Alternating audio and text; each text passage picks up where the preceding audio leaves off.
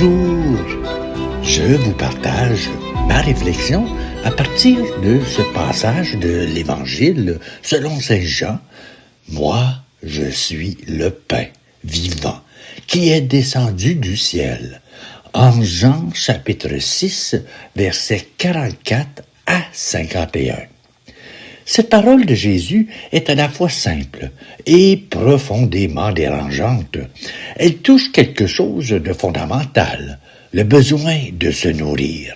Car, avant d'être une idée religieuse, le pain est une nécessité vitale. On peut se passer de beaucoup de choses, mais pas de nourriture.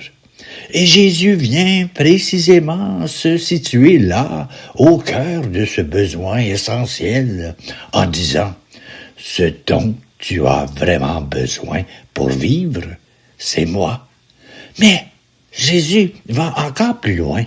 Il affirme que personne ne peut venir à lui sans être attiré par le Père. Cela signifie que la foi n'est pas seulement un effort humain, une décision intellectuelle ou morale. Il y a une attraction intérieure, un appel discret, parfois imperceptible, qui vient de Dieu lui-même. Et cela change notre regard. Croire n'est pas d'abord chercher Dieu, c'est découvrir que Dieu nous attire déjà. Dans notre réalité actuelle, nous sommes entourés de multiples formes de nourriture, information, divertissement, réussite, relations. Nous consommons énormément, mais sommes-nous vraiment nourris? Beaucoup ressentent une fatigue intérieure, un vide, une impression de ne jamais être rassasié. Et Jésus vient dire, ce que tu cherches à combler ailleurs, c'est moi qui peux réellement le remplir. Non pas de manière superficielle, mais en profondeur, là où se joue le sens de ta vie. Jésus fait ensuite un contraste puissant avec la manne du désert. Le peuple d'Israël a été nourri par Dieu et pourtant, ils sont morts.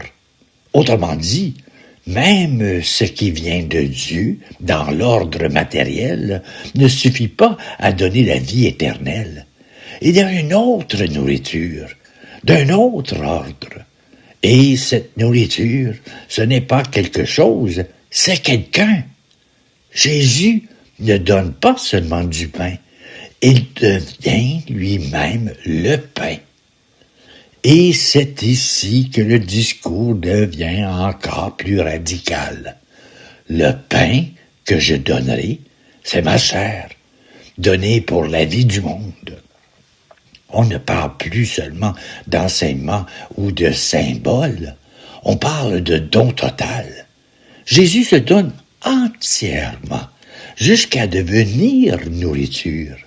Cela dépasse la logique humaine, car manger ce pain, ce n'est pas seulement comprendre, c'est recevoir, accueillir, laisser entrer en soi la vie même de Dieu.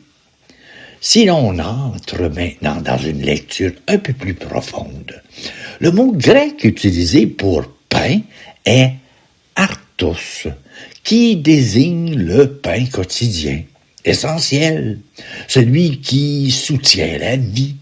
Mais Jésus ajoute une dimension nouvelle dans le mot vivant, zone, qui signifie une vie en mouvement, une vie divine, non limitée par la mort.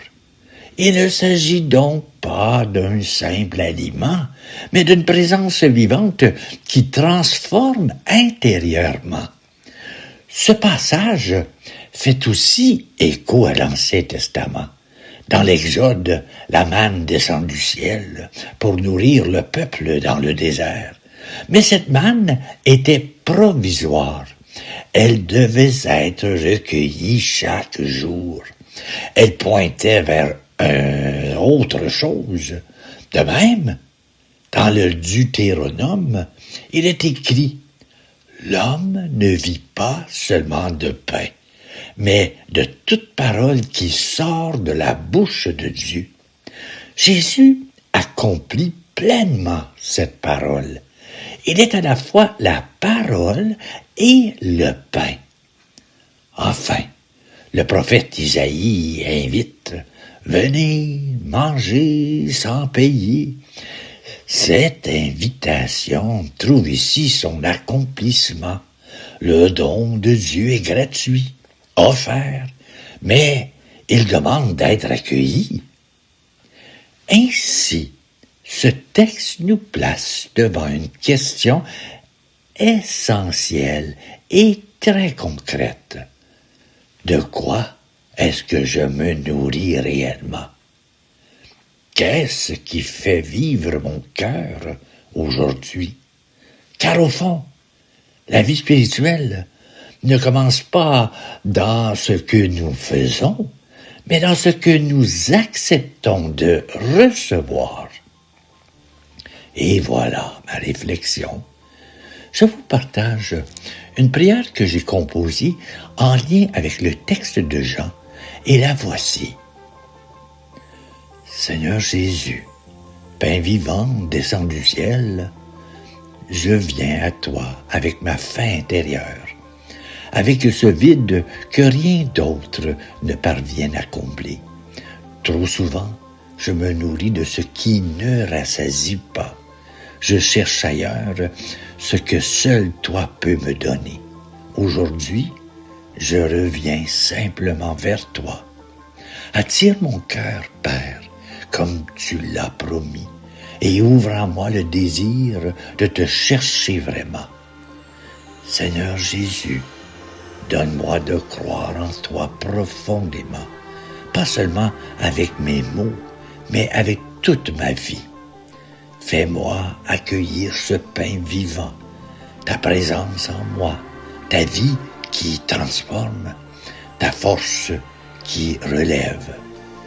Apprends-moi à me nourrir de toi chaque jour, à demeurer en toi et à recevoir ce don que tu fais de toi-même pour la vie du monde, que je ne cherche plus ailleurs, mais que je trouve en toi la vraie nourriture, la paix et la vie éternelle. Amen. Après avoir entendu cette parole et laissé monter cette prière, il reste une question simple, mais décisive. De quoi je me nourris réellement aujourd'hui? Car on peut remplir sa vie sans jamais être comblé. On peut accumuler, consommer, chercher et pourtant garder une faim intérieure intacte. Jésus ne propose pas une idée de plus, ni une solution parmi d'autres. Il se donne lui-même comme réponse. Cela change tout. La vie spirituelle ne consiste plus à faire davantage, mais à recevoir autrement. Recevoir ce qui nourrit vraiment, ce qui transforme en profondeur, ce qui donne une vie qui ne s'épuise pas.